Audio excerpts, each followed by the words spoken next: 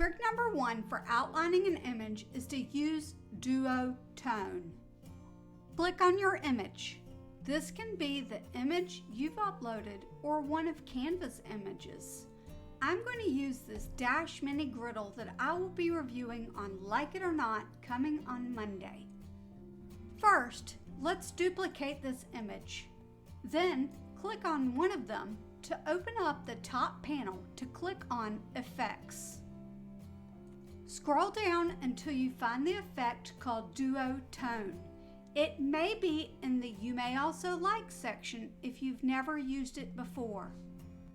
It doesn't matter which one you choose because you're going to be able to customize it by clicking the lines with the circles.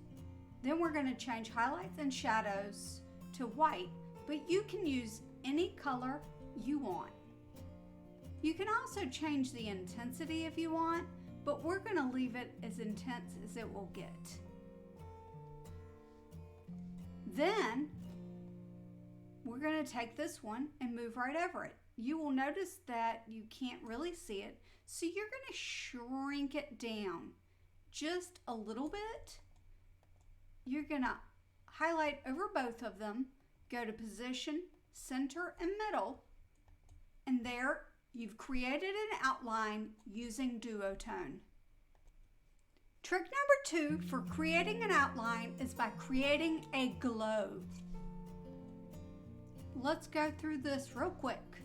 We'll click our image, go up to Effects, and there is one called Shadows. Again, it could be in You May Also Like. And underneath Shadows are several ones, and we're going to go through them all. But first, let's go to Glow. And just like duotone, there are lines and circles for you to customize. Let's click on that, and first we're going to change it to white. You could change it to any other color you want, but we're going to use white so you can see it. There's several things you can customize, which include the size of the glow. I can make it really, really large. We're just going to make it to 10. You can change the transparency. You can even change the blur. So look, there's a duotone look, right? Without using duotone. This is probably one of the reasons why they created this, because the duotone effect is a little tricky to get. But we're going to leave a blur because the blur is kind of cool. Let's apply that, and there you go.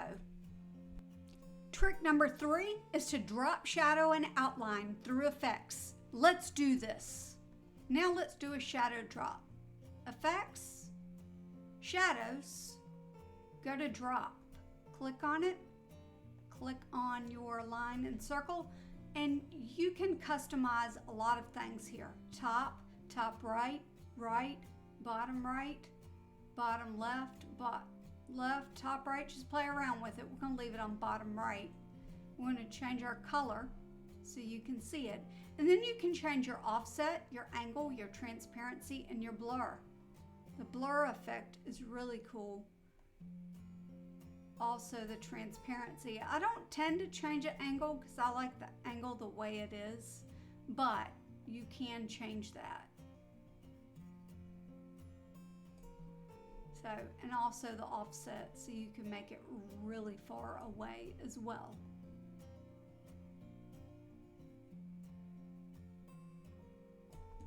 So, that's how you do the shadow drop. Another trick for outlining an image is to add a shadow angle.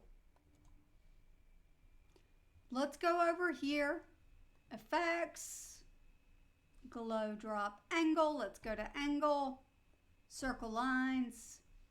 You can change, customize angle, transparency, blur, and color. Let's change our color first so you can see it. Now I'll be honest, I don't use this one a whole lot, but you can change the angle, the transparency, and the blur. and of course the color. And there's how you add your shadow angle. Trick number 5 is to create a shadow curve. Let's hop to it. You have a little arrow here, or you can also click see all. We're going to click curved. Click on our customization tool. Let's change it to white. You can change your curve, offset, transparency, and blur, and of course color. Let's change the curve. Let's change the offset.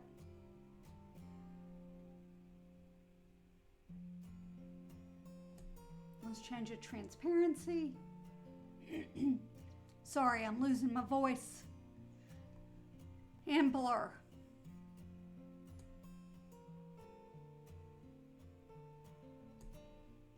And apply it. And that's how you add a shadow curve. Let's create a page lift shadow for trick number 6.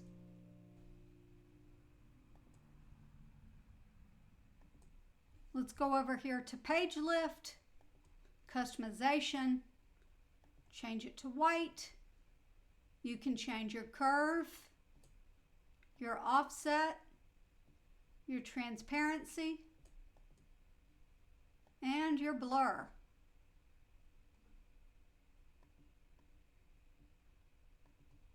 It's really very simple once you get the hang of it.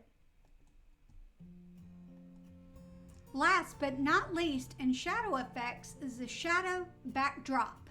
This might be one of the most unique ones of them all. What are you waiting for? Let's get to it.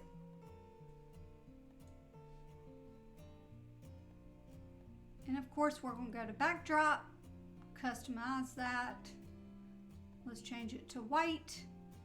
Look how cool it is already. In this one, you can change your vertical angle, which means that you can make it basically lay flat down. You see? You can change your horizontal angle, which means that it will change the side that it's laying on. You can change how transparent it is. And of course, the blur. Apply it, and there you have it. The backdrop shadow. Now, here's the thing. Once you've done it, you really can't undo it. I mean, you can if you click the undo button. We click the undo button, right? That's how you can undo it. But you can't just change it. You've got to start from scratch. But what I was going to show you is, see, you could use it in that red, change the transparency to a little darker, and then that might make it cool. Now, it's just my personal preference. I like white, but you can use any color you want, really. Our final effect is to combine 2 of the outlines to make an even cooler effect. Would you like to see how to erase your background if you don't have Canva Pro? Comment below if this is something you'd like for me to feature in an upcoming video. The first thing we need to do is get 3 of our images. We'll separate them. We'll pull this one over to the side, and we're going to go to Effects, and for this one we're going to use Duotone. And of course, actually we're not going to change this one to white. Oh, you know what? That's not what I want. I lied. No Duotone. We're going to do the glow first, because that's our bottom layer. And we're going to change that to the reddish color. And then we're going to increase the size, increase the transparency, and increase the blur a little bit. Okay, there it is. Now this one is the one we're going to change to white. So we'll go to Duotone, change it to white. If you click out of it accidentally, that's fine, because you can just click on it and work on it again. All right, now we'll put this right on top, and it needs to be a little larger because you can still see a little bit of the image underneath. So there we go. And I'm going to use the arrow keys on my keyboard to adjust the white just a little bit until I get it where I want it. And then this one, we don't have to do anything, just put it on top. And again, I'm going to use my arrow keys instead of my mouse to get it exactly where I want it. And then I'm done.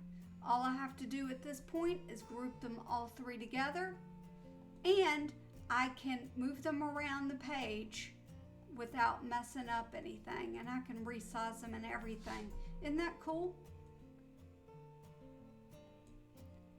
I'd love to know what your favorite outline effect was from this tutorial. Be sure to check out the other channel if you'd like to see the Dash Mini Griddle being used for the very first time. We'll see you next week on Canva Tutorials by Like It or Not.